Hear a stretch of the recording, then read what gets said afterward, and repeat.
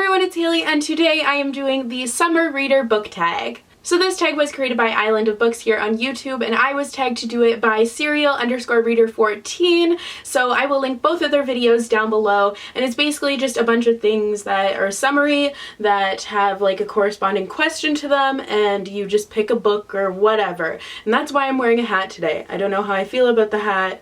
I don't know if I'm a hat person. Yeah, but it's happening. So question 1 is lemonade. Pick a book that started off bitter but got better as you went through. So for this one I chose The Strange and Beautiful Sorrows of Ava Lavender by Leslie Walton. Now I wouldn't say that this book necessarily started out bitter, but it wasn't the best in the beginning. Like, it was good, but you know by now that I absolutely adore this book. I love it.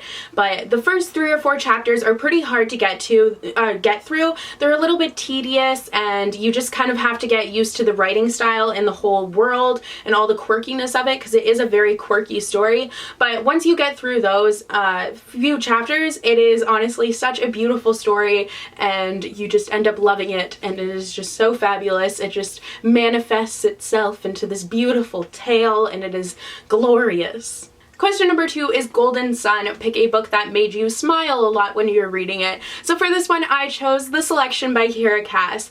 Now this book made me equally smile a lot and groan and frown and get very frustrated a lot. I'm not going to say too much about that because of spoilers, but just America Singer is the most annoying protagonist that I have ever had the displeasure from reading from, but just the romantic moments in this book were so adorable that they just had me smiling from ear to ear, and it's really the reason that I love this series so much. Just the romance is so cute and just made me smile. It's like just my guilty pleasure.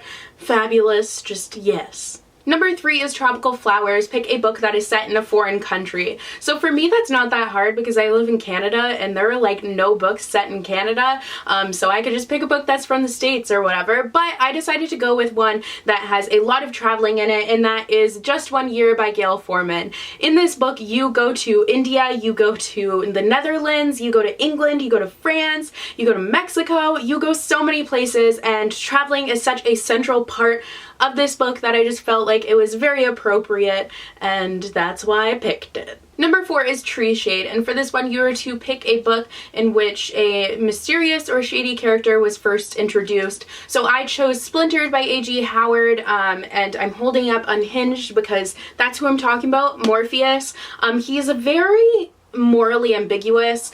You never really know like what his true goal is. It's very obvious that he loves Wonderland, but I think sometimes that conflicts with his love for other things, and it makes him kind of not make the best decisions. I mean, you want to love him and you want to trust his intentions, but a lot of the times you think he is like making good decisions, but then it turns out that he's lying and being deceitful. So you never really know how to feel about him, so he's pretty shady. Number 5 is Beach Sand, and for this one you were to pick a book that was grainy and the plot was barely developed, and for this one I chose All the Light We Cannot See by Anthony Doerr. Now don't get me wrong, I didn't hate this book. The writing was beautiful, but I just had a lot of trouble with the plot because I felt like there wasn't like a central plot line. There are a lot of things like that happen in this book, but I just felt like there wasn't like a storyline that we were following the whole way through. It wasn't really, not much was happening, so the story was very slow, and I was just kind of sad about it, so yeah.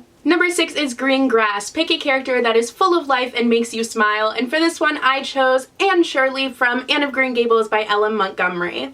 I grew up watching the Anne of Green Gables movie, and I didn't really like Anne that much then because I thought she was kind of annoying, but now that I'm older I can appreciate how she's just this kid who is so full of wonder and life and just sees all the magic in the world that adults kind of grow up to not see, and reading from her point of view was just really great because she's so imaginative and she just brings such joy to all the people that she talks to in her little town in PEI. Like, she's just such a happy character and she really just warms my heart, and I just really enjoy her. Number 7 is Watermelon, and for this one you were to choose a book with some juicy secrets. So I chose We Were Liars by E. Lockhart. Not gonna get too much into it, but there's a lot of lying and kind of deceit that's going on in this story. No one's really being truthful and telling the whole story. So as the main character is trying to figure out what's going on, you are also trying to figure it out because no one's really telling her and you don't know either.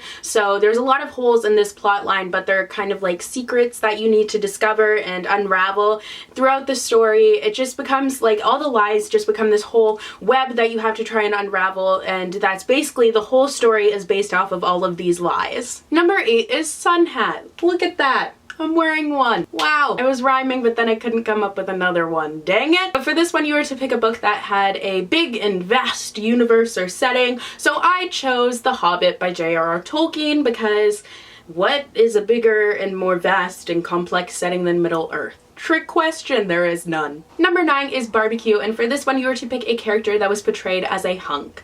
You could pick so many YA books for this one, but I decided to go with Miles Archer from Ugly Love by Colleen Hoover because he is portrayed as like this drop-dead gorgeous sexy pilot, like but he also has a lot of depth to him and he is developed past his hotness.